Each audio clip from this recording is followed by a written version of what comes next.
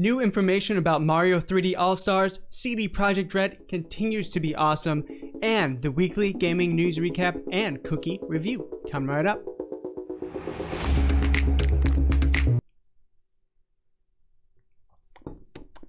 Welcome back to Sodi Pop right here on YouTube. Today is Friday, September 4th. I'm Maddie, and this is the weekly gaming news recap and cookie review. We got a really good one coming up for you, or I hope it's really good, so stay tuned till the end. Of course, if you're looking for more in-depth information, check out Chatting with Maddie on Monday and Wednesday, and then every single story is linked down below in case you're looking for something specific. All right, I have my drink. Let's chat. So to begin with, of course, we always go over the recent news of the week. Recently, we just had a Final Fantasy 16 Twitter enabled. Will we be seeing Final Fantasy 16? Well, we got to see some more information about Projekt Athia, and it's a little bit of how the devs made it and the actual development tools. Are they the same thing? We don't know, but it seems like that might be coming soon as far as announcements. It's about time for a new Final Fantasy. We also saw that the PS5 does not have optical audio port, same with the Series X, but there seems to be workarounds for both of those. VG247 here, looking through a corporate memo here from Sony, saying that they are seeking to acquire further studios. Really vague as far as what they're seeking to acquire. Remember the last few studios they acquired haven't been for a while, but the same with Xbox. They are always seeking to acquire new studios, and Sony has some of the best for sure. Nvidia announced its new line of 30 series RTX cards. They look phenomenal, starting at $699 for the RTX 3070, going to 3080 and 3090, which can do all the way up to 8K for $1,400. So pretty expensive for that big one, but if you're looking for a new video card, really good options. Also, Marvel Avengers, I haven't seen it reviewed yet, but a lot of people have said that they really enjoyed this story. I think it's a surprise hit as far as the story. People seem to be overall enjoying the game, especially much more than the beta led on. PS Plus will no longer be required for Rocket League. That is also for Nintendo Switch Online. So if you need to pay for online right now for Rocket League, well, it's going free to play. That will no longer be the case. One of my favorite games. Go ahead and check it out. And that brings us to the Thursday and Friday up to date. If you haven't yet, please like, follow, subscribe, comment down below. Let me know what you're excited for this coming week of games. Also, did you pre-order Mario, which we're going to be talking about right now? Again, it does help me out if you share. So we had a Nintendo or Mario Direct. We're just going to go ahead and play this guy in the background. I go through all the announcements and then some new news that we learned about the Mario 3D All-Stars, which is their game collection. So number one, you see here, Game & Watch. This is an old type of Nintendo system that always had a clock. Well, now it has a clock. It also features Super Mario Brothers 2 and then the old Game & Watch game here. They did add a D-pad on the left hand side. This will be something that looks really nice display box in particular, coming on November 13th as the screen says as well. We also have Mario Kart Live Home Circuit, which essentially allows you to set up a home circuit and put up a whole bunch of things for Mario. It gives you your own RC car. You can have Mario or Luigi, and then you set up the circuit around and you use your Nintendo Switch to drive Mario around this kind of VR AR type world. Looks really interesting. Maybe a really fun thing for the kids in particular. Right now they're showing here Super Mario 3D World plus Bowser's Fury, gonna come for February 12th, 2021. Features co-op gameplay with both online, which is really nice. Hopefully the online gameplay is easier, and then they do have local multiplayer. Launching with this on February 12th, 2021, they'll have new amiibo figures for both the Cat Mario and Cat Peach. We're going to go ahead and show them right here. Look really good. It also comes with the addition of Bowser's Fury, which they haven't said much about. It just looks like a new expansion, maybe a new world. Looks like a rainy kind of dour world as far as the Mario series is concerned. Now just going down the list here, we have Mario Kart Tour, which was the phone game for Mario Kart. on the 23rd of September, featuring SNES Mario Kart versions of Mario and Donkey Kong. If you're into the phone game, I wasn't super into it. Nintendo Switch Online. If you have Nintendo Switch Online, if you pay for it, right now you can download Super Mario Brothers Lost Levels, Super Mario Brothers 2, and Super Mario Brothers 3. Some amazing games. Super Mario Brothers 2 in particular hasn't been available on a lot of systems, so really, really nice to see that, and it's a complete pack free if you have Nintendo Switch Online. Super Mario Maker 2 will get an anniversary themed Ninja speedrun in November. Splatoon 2 will host a Super Mario themed Splatfest in January of 2021, and Animal Crossing will get Mario themed furniture. We're also seeing a bunch of other stuff coming out, Mario themed hoodies, sweatshirts, dresses, all sorts of things. So you can go on, they have a Mario 35th anniversary website. You can go on and check all that out and see if you can purchase it. Also, we got this Super Mario 35, or Mario 35, which you can see here is a battle royale for 35 people that will be coming out rather soon, I believe, if you're not mistaken. So jumping into, I believe, the big news. Super Mario 3D All-Stars. This was rumored forever. It's a combination game coming out on September 18th, so in a couple weeks from now, of Mario 64, Mario Sunshine, Mario Galaxy 1. I think a lot of people were expecting remakes of these games. They are not remakes. So just to be very clear, they're not full-on remakes. I'm going to go ahead and fast forward to where we actually get to see them. Here we go. And Mario 64 looks like Mario 64, looks like how you remember it. Now they are all up-res, so they look good on the screen, but the textures, as you can tell in Mario 64, they're not going to look like Super Mario Odyssey. So for the textures, in docked mode, Super Mario Sunshine will be in 1920 by 1080p. In handheld mode, it'll be by 1280 by 720. And then in Super Mario 64, it'll be by 960 and 720 in docked mode, so on your TV. And in handheld, it'll be 960 by 720. And Super Mario Galaxy, coming from the Wii, docked mode will be 1920 to 1080. And handheld, 1280 by 720, so the same as Sunshine. Now, one thing I did see that a Redditor pointed out that apparently Super Mario Sunshine in particular will be at 30 frames per second. This might also go for 64 or Galaxy. I have to double check on that, but apparently Super Mario Sunshine will be 30 frames per second, which is a little bit disappointing considering that they're able to get Mario Odyssey, they're able to get Smash Brothers, they're able to get the Mario Kart all running at 60 frames per second, which all really helps Mario feel really nice and fluid. Hopefully they can get those up to 60 frames per second and they announce more. Another small disappointment about Mario 64 in particular. So we see it is not a full remake, it's just an up-res. People were expecting, and maybe this is still the case, but people were hoping that it would be the remake that they did for the DS, where they introduced Yoshi, they introduced, I believe it was Wario as a playable character. They introduced all these different playable characters and more stuff into that game. Maybe they will, maybe they'll reveal that later. It doesn't seem at this time that will happen. Also, they said that this will be available physical, limited, and digital until March 31st, 2021. Why is that? That is the end of the fiscal year, and people are maybe thinking, okay, maybe they'll release something else. There's rumors of a Zelda coming out and doing a 35th anniversary for that. That could be it. We will see that in just a moment. But what Jeff Grubb went ahead and said, I was listening to a podcast with him just recently, that it apparently is kind of like the Disney Vault stuff, where they're going to pull out some of these things, show them off to people, they can buy it for a limited time, and then they're going to put them back in the vault. That apparently might be what they're doing, and it is the end of the fiscal year on the 31st, so that's when they're doing it and why they're doing it.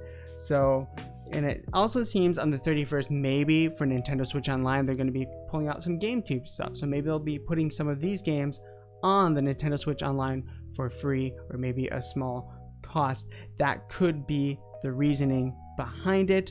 I don't know, kind of a weird choice. I pre-ordered it right away. I pre-ordered it right away yesterday. I have a physical edition coming through, I think, Best Buy. I pre-ordered it. So we got those amiibo coming. Also, this, again, coming from a Twitter thread. I did talk about this. Out of nowhere, this is coming from NazYRS07. Out of nowhere, The Legend of Zelda just registered a new trademark for this July, and it covers a lot of classes. This is 99% for next year's Zelda 35th anniversary. Mario got trademarked just like this one last year, most likely for Mario 2020 anniversary.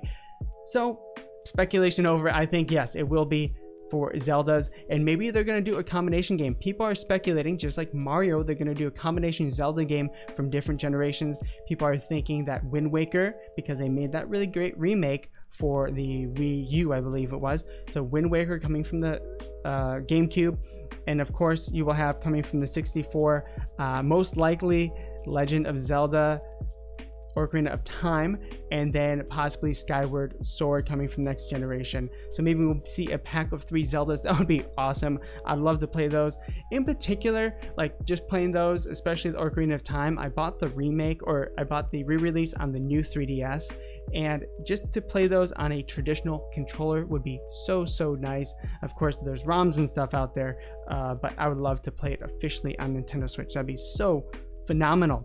More Nintendo news. If you're looking to pick up a Pro Controller, it seems like they're packing a Pro Controller with Super Mario Odyssey for $99.99. So for $100, I think the Pro Controller is regular $70. You can get Super Mario Odyssey for $30 more if you want them brand new. Of course, I'm sure you can probably pick them both up used for somewhat cheap right now. So go ahead and check that out. It is a download code.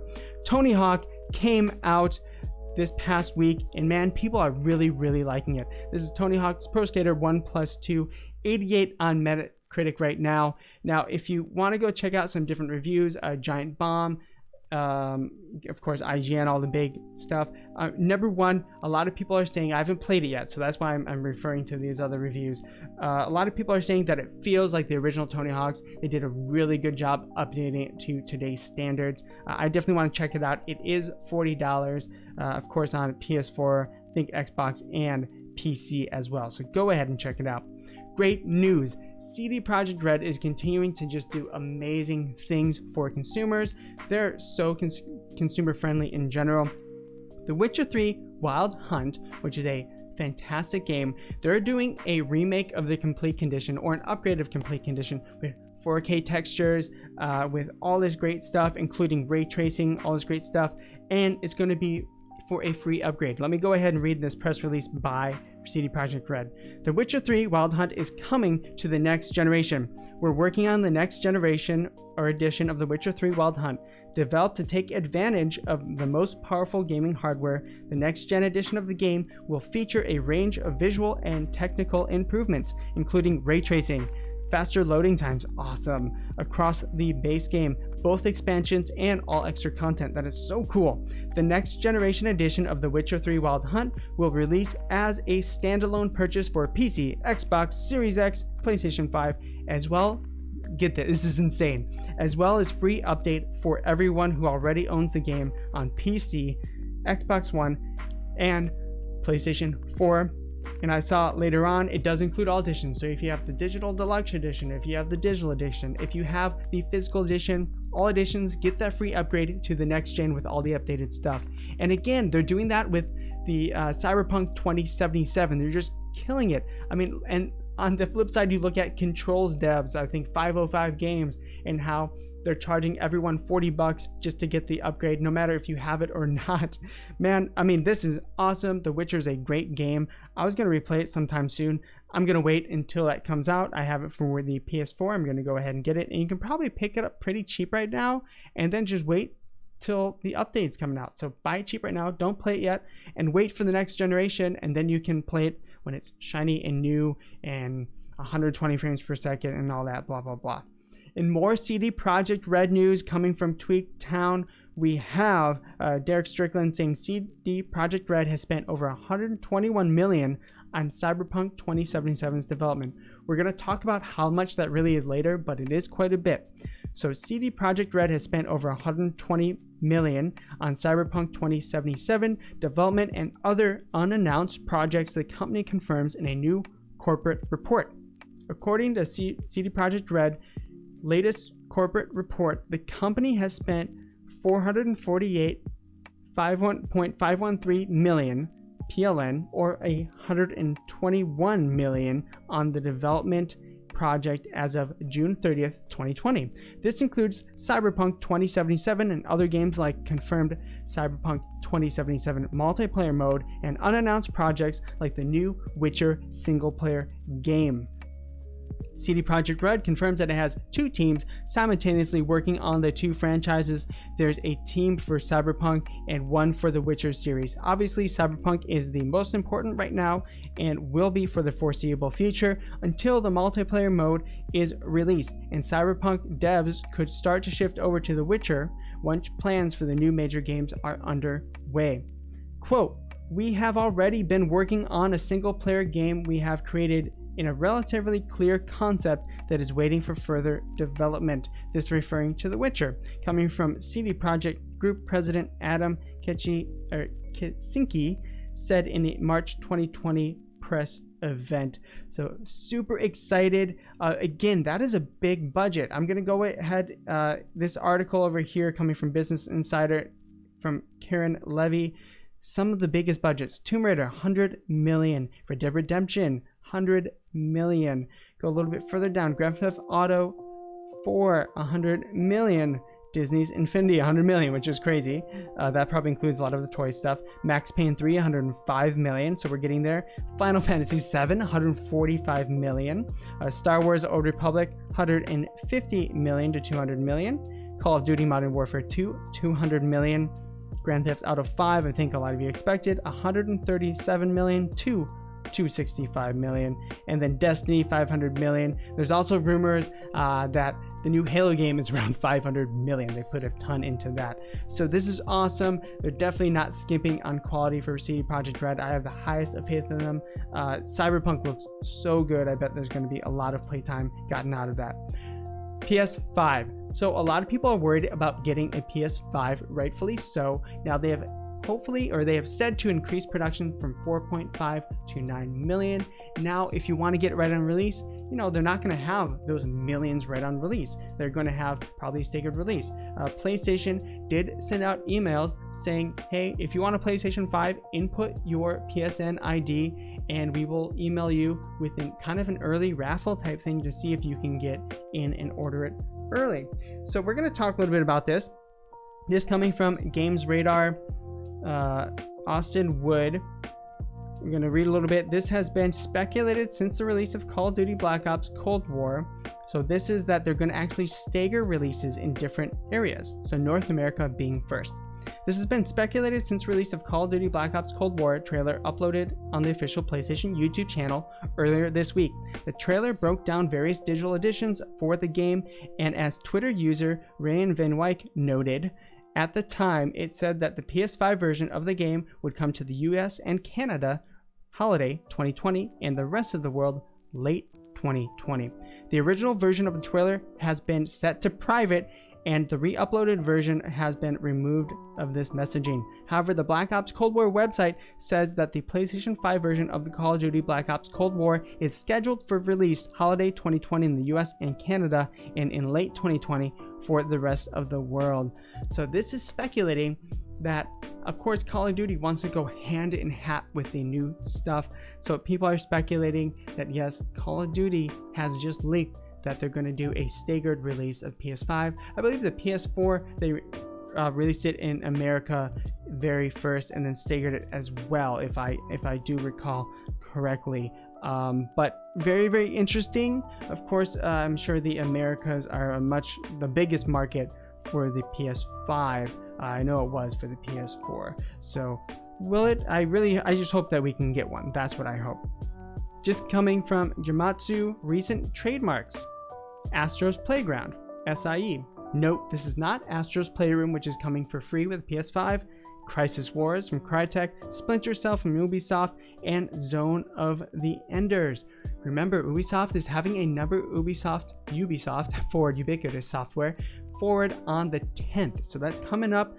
Could they finally announce Splinter Cell? They've been teasing Splinter Cell for decades now, it seems like. It just seems natural. Astro's Playroom could be like another adventure, so pretty excited about that. And Zone of the Enders, that's exciting. Konami, I don't have too much faith in, but Zone of the Enders, I remember I loved it. I think it was a PlayStation 2 game. I really liked that game when I was younger and I played it. And last news, again, I spoke about Ubisoft. The Prince of Persia remake announcement is planned for Ubisoft Forward journalist claims coming from VGC Video Game Chronicles. Let's just quickly read this. And speaking in the latest Triple Click podcast, Bloomberg reported Jason Schreier claimed Ubisoft is planning to use its event to, quote, announce a bunch of games like the Prince of Persia remake that was leaked a couple of weeks ago. Remember, it was officially leaked on a game sales website. It was like, again, it was like Chile or some South American country. I always forget where it was. Colombia, let's just say that. But anyways, very excited. Prince of Persia, I'm sure it'd be a fantastic remake, and I'm sure Ubisoft is looking forward to finally announcing all the stuff that has been leaked consistently over the past few weeks. All right, guys, well, that does it for the weekly gaming news recap. Of course, we're going to go right into the cookie review because it is Friday. If you're going to end it here, have a wonderful weekend. Remember, be yourself, eat a cookie, and we're going to jump right into that dang cookie review. Today, we have a little bit of Pepperidge Farm. We have a Sausalito cookie, milk chocolate, and macadamia nut. Very excited to try this. I love my good old white macadamia nut cookies. You can get a good shot at the box there. I love my white chocolate chip macadamia nut cookies. I'm curious to try these. What I took out of the box, it looked a little bit like more of like a Nabisco, a little bit harder type of cookie, which aren't always my favorite, the hard types of cookies, but we'll see. Smell test. You know, it does smell like a Nabisco kind of Chips Ahoy type cookie. Has that thing going on for it. You'll do of course, the density test. It's definitely crumbly, very crumbly. Let's go ahead and take that first bite. Oh yeah. Okay. Softer for sure than I initially thought. Very happy with that. Definitely milk chocolate, no dark chocolate here. I don't really get too much in macadamia. Here, I see a macadamia nut. Let me go for that bad boy.